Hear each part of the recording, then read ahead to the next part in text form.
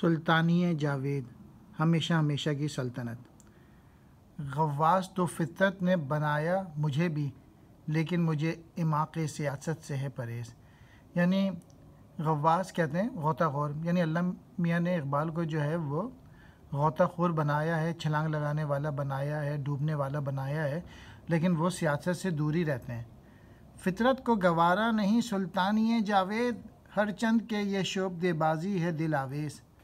فطرت کو ہمیشہ ہمیشہ کی سلطنت کسی کو پسند نہیں ہے، جبکہ یہ شعبدے بازی نظر بہت اچھی آتی ہے، یعنی وزیر اعظم وغیرہ جو بنتے ہیں، نواز شریف وغیرہ، زرداری، بھٹو، یہ سب بنے اور یہ سمجھے کہ یہ ہمیشہ ہمیشہ رہیں گے، لیکن کوئی بھی نہیں رہا۔